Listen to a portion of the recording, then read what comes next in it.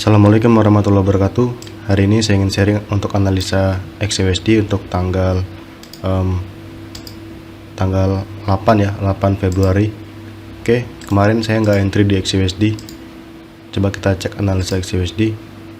Saya menggunakan Oanda. Kemarin saya nunggu di sini ya, di 2026, cuma nggak sampai. Coba kita review lagi dari time frame weekly ya. Oke, di sini kita lihat untuk secara strukturnya di sini di weekly price masih menunjukkan bullish ya. Karena apa? Karena candle yang kemarin itu dia melebihi candle sebelumnya ya. Dan candle weekly yang minggu ini sudah mengambil low weekly sebelumnya. Khawatirnya naik lagi ya. Cuman saya berharap turun sih untuk XUSD. Kalau kita cek di struktur di daily, kita cek dari sini dari awal ya, karena ada beberapa yang kurang paham. Oke, ini adalah change of character ya, change of character, dan di sini adalah break of structure terakhir. Kemudian di sini adalah demand ya, demand daily. Oke, di sini ada order flow. Order flow itu apa? The last bearish before bullish. Nah, kalau order blocknya itu di bawah ini ya. Coba kita bedain ya, buat yang belum paham. Ini tuh order flow. Oke, kalau yang bawah ini tuh order block. Order block mana ya? Obim lah, nggak apa-apa lah order block. Nah, bedanya apa? Di sini kita cek ya, kita edukasi dikit ya. Untuk order block yang valid itu di sini kita lihat dia harus sweep liquidity. Liquidity gimana? Candle sebelumnya, lihat ya. Ini candle yang kecil ini yang doji ini, dia men-sweep candle sebelumnya. Di sini kita lihat, aduh, nah pakai ini, nah itu sweep ya. Nah ini liquidity. Kita marking dollar atau X. Saya sering pakai X. Nah ini liquidity. Nah ini liquidity ya. Nah kemudian fair value gap di sini ya.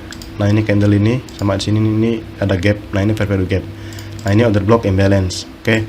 Nah kalau di sini yang the last bearish before bullish di sini. Nah ini order flow. Gitu ya. Order flow dan order block. Paham ya? Nah kemudian kita lihat dari order block dan order flow dia naik kencang dan nge-break high terakhir di sini ya. Kemudian di sini kita lihat di sini sudah ada inducement, pullback valid, lalu diambil, oke ya. Hal ini jadi valid. Nah ini inducementnya. Nah kemudian kita edukasi dulu ya dikit ya untuk yang belum paham ya. Yang udah paham silakan skip aja ya. Oke, ini inducement.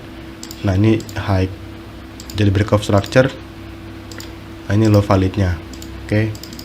Kemudian di sini kita lihat sini ada pullback lagi di sini. Ini pullback di sini, yang di sini kita marking. Oke. Nah, ini memvalidkan high di sini. Memvalidkan high di sini. Oke. Kita marking sebagai inducement. Kita cloning. Nah, pasang. Oke. Nah, berarti sekarang untuk strukturnya itu dia ini adalah area buy side liquidity ya, berarti ya di 2150 ya. External liquidity. Nah, untuk sekarang ini price masih berada antara low ini, low di sini dan high di sini ya. Nah, di sini. Jadi sekarang ini masih sideways ya. Coba kita sebentar kita ganti warnanya. Nah, sekarang sideways di sini ya. Sideways. Tapi kalau misalnya kita cek di struktur ini bukan sideways. Nah, ini low validnya ya. Dia akan berubah tren kalau ini di break ya. Ini kan demand ya, low valid ya. Nah ini calon cok. Kita tulis calon cok. Calon cok. Price masih punya potensi untuk turun ya, Turun kemana? Turun ke sini. Tapi kita nggak tahu kapan pastinya ya. Coba kita cek di yang Oanda. FX Open ding. Karena FX Open ini paling real ya dengan broker saya, dan di sini kita lihat di masa lalu di sini ada gap ya, ada gap. Dan di sini ada gap juga nih di sini nih. Nah, oke ya. Gap yang di sini sudah terpenuhi ya. Meskipun dia naik dulu 1000 pip lebih ya. 1872, 1972, 2072. Sekitar 2000 pips yang naiknya ya, buset. Dia naik dulu 2000 pips baru turun untuk cek. Nah, di sini kita lihat 1845, 2145-an. Nah, di sini juga sama ya, naik sekitar 2000 pip lebih ya. Nah, kita ancang-ancang harga itu turun ke sini ya. Cuma kita nggak tahu pastinya kapan turunnya. Tapi yang jelas pasti kejemput. Oke, kita balik ke yang tadi, Wanda. Untuk struktur di H4 kita cek ya untuk pergerakannya. Oke, kita hapus dulu. Kita tahu struktur daily-nya. Kita bahas yang di sini aja ya. Karena kan kita intraday, kita baca struktur di sini. Ini struktur internal antara high dan low di sini. Oke. Mungkin agak tricky, saya pun nggak entry semalam, malas saya ngeliat cool. Di sini kita lihat ini dari sini aja yang terbaru. Ini break of structure H4-nya. Break of structure H4-nya. Kemudian di sini adalah supply-nya. Kemarin saya sell di sini dengan stop loss di high ini. Saya kena stop loss. Lalu turun kencang banget di sini.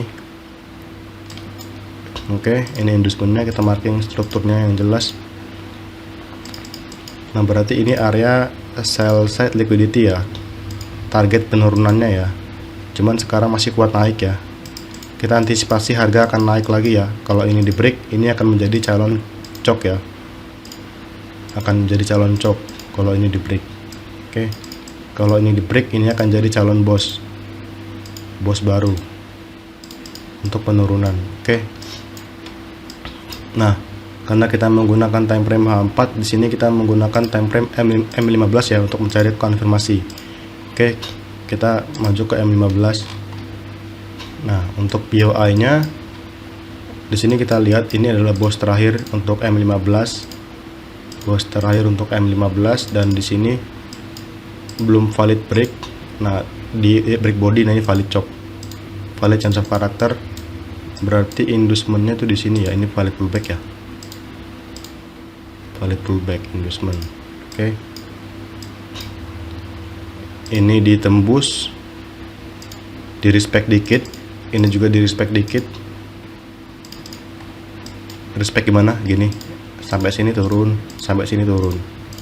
Nah, area selnya yang bagus di sini ya, di sini sama di sini.